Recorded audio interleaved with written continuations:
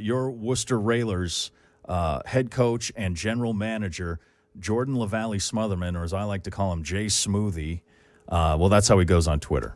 So he put it out there. But, Jordan, I want to congratulate you and the team on making history yesterday. Good morning, guys. Yeah, thank you. It was a special day yesterday for sure. We very much enjoyed the result and enjoyed the feeling of the day. Well, it was quite a way to do it yesterday with, what was it, like 6,000 screaming kids? It was loud. Yeah, I want to say, I think the total number was closer to like 7,200 or something like that. Including the general public.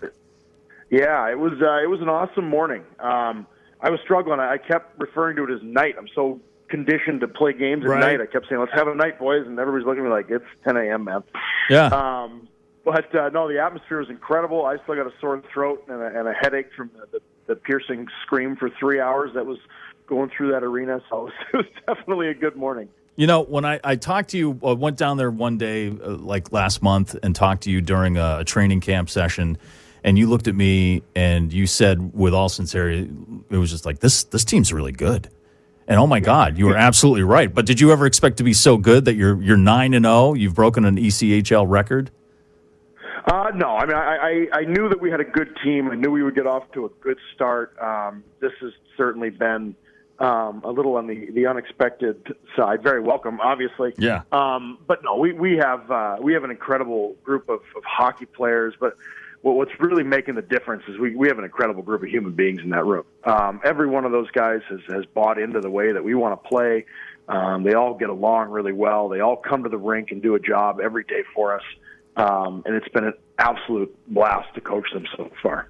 So, Jordan, as you know, I've been working, at Worcester Pro Hockey since the last season of the Ice Cats, 10 years of the Sharks, and now with the Railers. And I'm talking to season ticket holders and fans who are saying that this is the most exciting hockey that we've experienced in the city of Worcester in pro hockey probably ever. And people are just loving the quality of hockey that has been played at the DCU Center during this 9-game historic run. Yeah, I mean, for Jimmy and I, as a staff, we want these guys to be able to play free. And all of them skate so well and are so fast that when they have that freedom to go out and be creative and play the game, it's going to produce a fun style of hockey. I model this after some teams that I played for early on in my career, where confidence is key. And if you allow your guys to get confidence and go out there and play, when you add their talent that they've got on top of that, it can become a pretty magical thing on the ice when you watch it.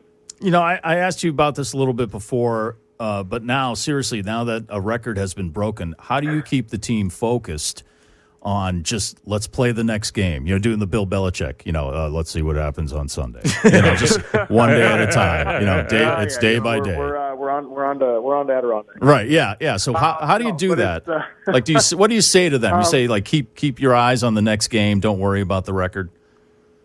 Yeah, I mean, I came in obviously after the game and congratulated them on the accomplishment that they've had so far. But I reminded them that this is a tenth of the season we've gone through at this point, and a lot of things can happen. So it is important to always focus on the next one. And when you are that team at the top of the league, when you are that team that just broke a record, every single night we're going to play a team that wants to knock you off your pedestal. So going into Adirondack, especially a team that we've beaten 4 times already, they're going to be very hungry. They're a team that just smoked Three Rivers 6-1 in their last game, so they're going to be a little bit different squad than we saw last time.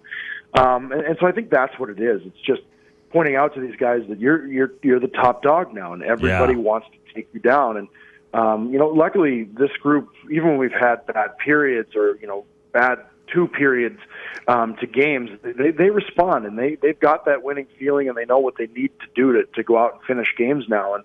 And so it's not a lot of me involved. It's really what they're going out there and doing. So, Jordan, as great as the hockey has been, you're unbeaten, which is unbelievable. As fun as it is to be a part of the game night experience, what happens at the DCU Center, what happens at a Railers game, off the ice and between the play, between periods, is so much fun. For example, I'm looking at the schedule ahead. Saturday, November 19th, Frontline Heroes Night, honoring and recognizing essential workers. We had Hockey Fights Cancer Night last weekend. So much cool stuff happening in the upcoming week. So people can go to RailersHC.com to see, Sturbridge Night is coming up, and every town has their own night. So there's so much going on, RailersHC.com, that people can get involved in what means something to them. The Guns and Hoses Worcester Police versus Worcester Fire game coming up. So a lot going on. Yeah, always a lot going on, and that's the kind of secondary perk of this job and being a part of the Railers organization is how much community outreach we do and how much we get involved with everybody around the game of hockey and everybody around the Worcester community. So, like you said, tons of awesome events coming up that people can really get involved in. You missed another historic occasion on the 19th, Adam. The Breaking the Ice podcast will be recording live at the DCU Center. I was going to mention it. I didn't know what the rules were on the radio. Oh, no, you can mention that. Yeah. Broadcast that stuff. Yes. So, I'm pumped to have you guys in the building. You guys have had me on twice. Yeah, that's marked in my calendar since you guys approached us about it. Well, just to let people know, I do a podcast with guys I used to work with, Josh Dolan and Isaiah, called Breaking the Ice. We're going to be recording live on the 19th that night. Jordan, I hope you can take a couple of minutes now that you're a big giant deal to come down and talk to the little people for a few minutes. Anyway, I will always have time for you guys. That's fun. So yeah, we'll be there. People can stop by and talk to us. We're recording live. Again, I'm going to ask this now that the record is broken. What about the superstitions? Are they coming in stronger? What are people doing? What's the team doing? What are you doing? Are you not changing? What are you not changing as a superstition?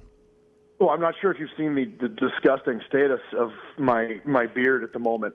Oh, I thought that was a look. The fact that I haven't gotten like a haircut in like a month. Oh boy! No, they're in full force. The coaches room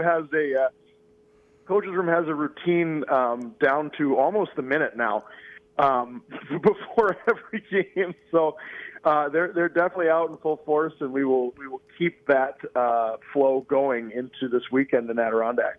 So what do? Do you have to kiss something before you head out of the locker room?